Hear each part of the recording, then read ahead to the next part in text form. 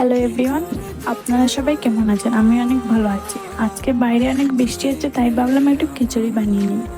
খিচুড়ি বানাতে গিয়ে দেখি করে আলু আর টমেটো ছাড়া কিছু নাই, তাই ভাবলাম এটা দিয়েই বানিয়ে নিই। এবার খিচুড়ির জন্য নিয়ে নিলাম 1 কাপ চাল, 1 কাপ ডাল।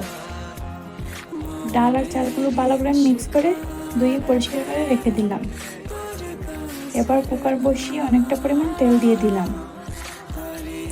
এবার তেল গরম হয়ে গেলে আদা কুচিটা দিয়ে এবার পেঁয়াজ রসুন কাঁচা লঙ্কাগুলো দিয়ে দিলাম।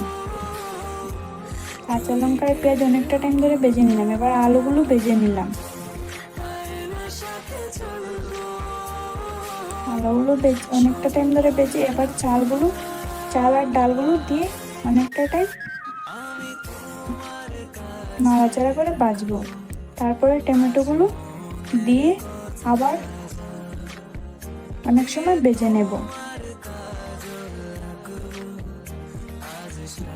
এবার গরুয়া মশলাগুলো দিয়ে দিলাম।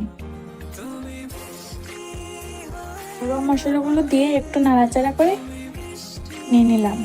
1 কাপের মতো জল দিয়ে দিলাম।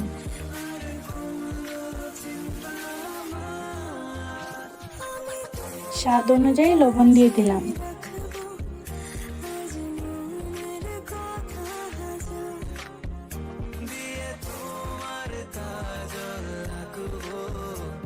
ওদিকে খিচুড়িটা হতে থাক, ওদিকে আমি জুড়ি আলু ভাজার জন্য আলুগুলো ছোট ছোট করে কেটে ধুয়ে পরিষ্কার করে শুকিয়ে নিলাম।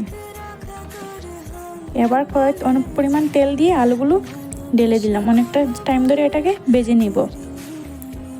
পুরো লাল হয়ে গেলে এটাকে উঠিয়ে নেব।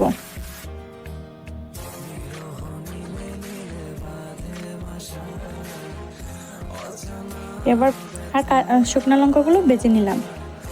বাদাম আর শুকনো লঙ্কাগুলো ভাজা হয়ে গেলে এটাকে আলুর সাথে মিক্স করে নেব। ওদিকে আমার খিচুড়িটা হয়ে গেছে, এবার নামিয়ে নিলাম। এবার রেডি সুস্বাদু খিচুড়ি। আপনারা সবাই একবার বানিয়ে খেয়ে দেখবেন।